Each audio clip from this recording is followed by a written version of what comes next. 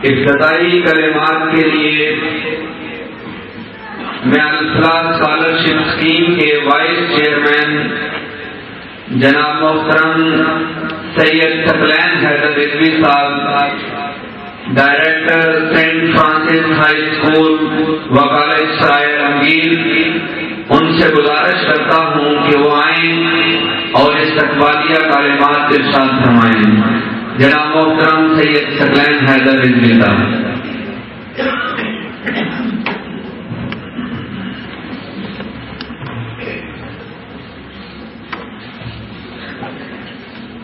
بسم اللہ الرحمن الرحیم۔ آج کے الفلاح اسکالرشپ اسکیم کے 10ویں سالانہ کنونشن میں اپنے معزز مہمانان جن میں doctor Abdullah director Sindhi foundation, doctor Ghulam Murtaza coordinator خاص پروگرام، عبدالستار صاحب الفلاح نارویگن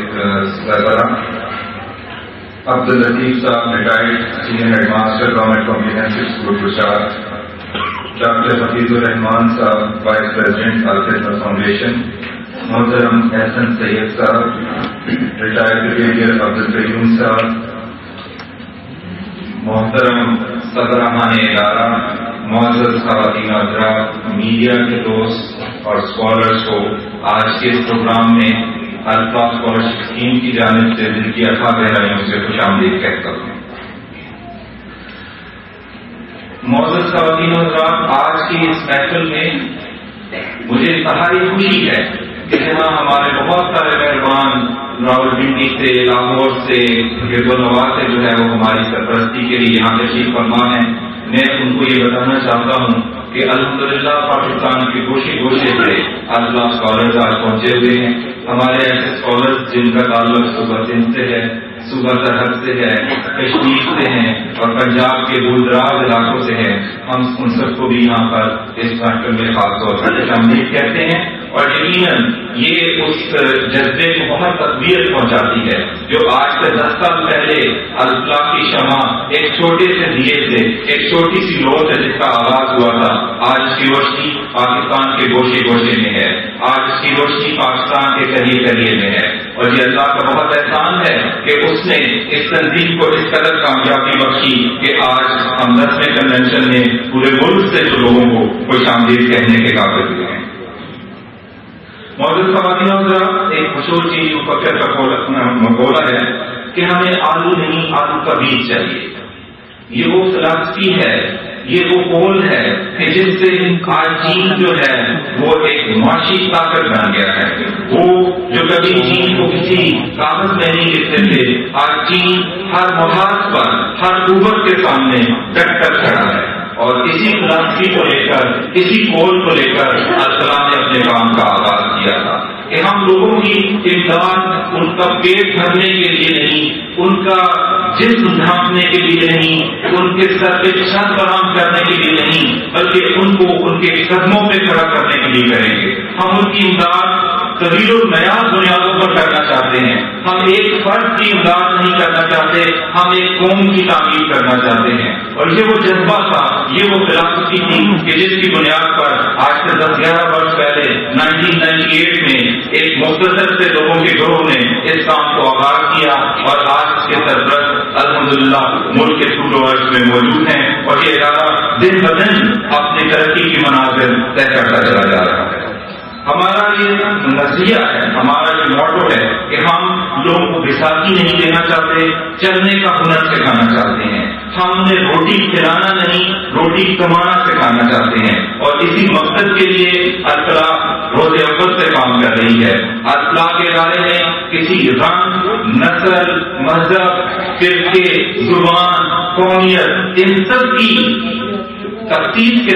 بالا تک ہو کر ان سب چیزوں کو ایک طرف رکھ کر ہم الفلاح کے طور سے کام کر رہے ہیں۔ ہم کسی خاص برادری کے لیے کام نہیں کر رہے ہیں، ہم کسی خاص مکتبہ اسپیکر کے لیے کام نہیں کر رہے ہیں، ہم پاکستان میں بسنے والے ہر اس طالب علم کی مدد کرنا چاہتے ہیں، ہم ہر اس طالب علم کو معاونت فراہم کرنا چاہتے ہیں جو ذہین ہے، جو ہونہار ہے مگر بے وسیلہ ہے۔ ہم بے وسیلہ طالب علموں کی حوصلہ افزائی کے لیے اور سرپرستی کے لیے کام کو شروع کیے ہوئے ہیں۔ اور مجھے انتہائی خوشی ہے کہ اس وقت الاصلاح کے فورم سے 527 طلباء و طالبات مختلف مدارس میں معاونت حاصل کر رہے ہیں اور اپنی تعلیم کے سلسلے کو آگے بڑھا رہے ہیں. اس میں گریجویشن اور پوسٹ گریجویشن اور پروفیشنل لیول پر 227 طلباء و طالبات ہیں. اور مجھے انتہائی خوشی ہے کہ آج سے 2-3 سال پہلے جب ہم نے یہ کام کا آغاز بڑے پیمانے پر کیا تھا، جب اپنی ڈسٹرکٹ میں اور ڈسٹرکٹ سے باہر نکلے تھے تو ہمارے پاس گریجویشن اور پوسٹ گریجویشن لیول پہ بہت کم طالب علم تھے، لیکن آج گریجویشن اور پوسٹ گریجویشن لیول پہ 227 طلباء و طالبات، جبکہ اس سے کالج کی سطح پر اور اسکول کی سطح پر 300 طلباء و طالبات الفاظ سے مستفید ہو رہے ہیں. اس کے ساتھ ساتھ میں یہ بھی بتاتا چلوں کہ 31 طلباء طالبات اس وقت میڈیکل کے شعبے سے اور 32 طلباء طالبات انجینئرنگ کے شعبے میں تعلیم حاصل کر رہے ہیں. اور اصلاح سے مستفید ہونے والے ان طلباء طالبات کی تعداد سینکڑوں میں ہے جو اس وقت مختلف شعبوں میں اہم ذمہ داریاں سر انجام دے رہے ہیں. کہیں پر وہ ڈاکٹر کی حیثیت سے کام کر رہے ہیں اور دوسری انسانیت کی خدمت کر رہے ہیں اور اپنے خاندان کے لیے باعث روزی کما رہے ہیں، تو کہیں انجینئر کی حیثیت سے اور کہیں جو ہے وہ استاد کی حیثیت سے اور کہیں پر ملک کے دفاع کے لیے سرحدوں پر جو ہے وہ موجود ہیں. مجھے انتہائی خوشی اور فخر کے ساتھ میں یہ بھی بتاتا چلوں کہ گزشتہ سال ایک بین الاقوامی مقابلہ ہوا تھا جس میں آئل ڈرلنگ مشینری کے لیے ماڈل بنانے کا ایک مقابلہ تھا، اور ہمارے ایک اصلاح اسکالر جو UIT لاہور سے تعلیم حاصل کر رہے تھے انہوں نے اس مقابلے میں حصہ لیا. بڑی مقابلہ انٹرنیشنل مقابلہ تھا، پوری دنیا کی یونیورسٹی سے طلباء طالبات نے حصہ لیا اور ہمارے ہونہار طالب علم نے اس مقابلے میں پہلی پوزیشن حاصل کی اور دنیا بھر میں اپنا نام کیا.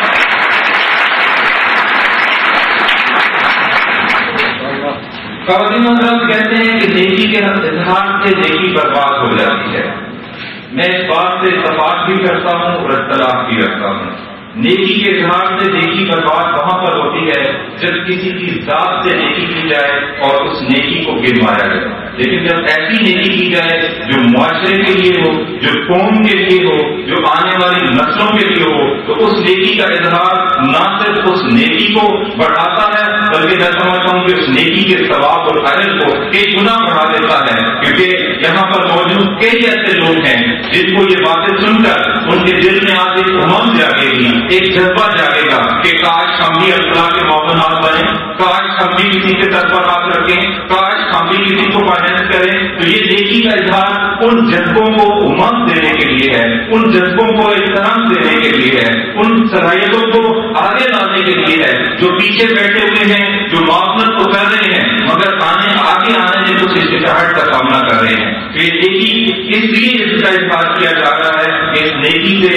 ہمارے معاشرے کو فائدہ ہے، ہماری قوم کو فائدہ ہے، ہماری ملت کو فائدہ ہے. اور نیکی ہر انسان کی ضرورت ہے، خواہ وہ اچھا انسان ہے خواہ وہ برا انسان ہے. نیکی ہر انسان کی ضرورت ہے. ہمارے مشاہدے میں ہے کہ بہت سے لوگ اپنی جائز حلال کمائی سے بھی نیکی اور فلاح کے کام کرتے ہیں اور کچھ لوگ اپنی لوٹی ہوئی دولت سے بھی نیکی کا کام کرتے ہیں. نیکی کا کام کرنا ان کی بھی مجبوری ہے، ان کو اپنے سکون کے لیے، ان کو اپنی رات کی نیند حاصل کرنے کے لیے، اور جب ان کو اللہ تعالیٰ کی یاد آتی ہے تو اس کے خوف سے وہ بھی نیکی کرتے ہیں. تو نیکی کے اوپر کسی کے اوپر پابندی نہیں ہے کہ یہ صرف اچھے لوگ ہی کرتے ہیں، کیونکہ نیکی تو ایسی ہے جیسے جسم کی غذا ورزش ہے کہ اگر انسان ملتا جلتا رہے تو اس کے جسم میں جسمانی صلاحیتیں بڑھتی رہتی ہیں، پھلتی پھولتی ہیں اور قائم رہتی ہیں. ہم اپنے ذہن کو قائم رکھنے کے لیے مطالعہ کرتے ہیں،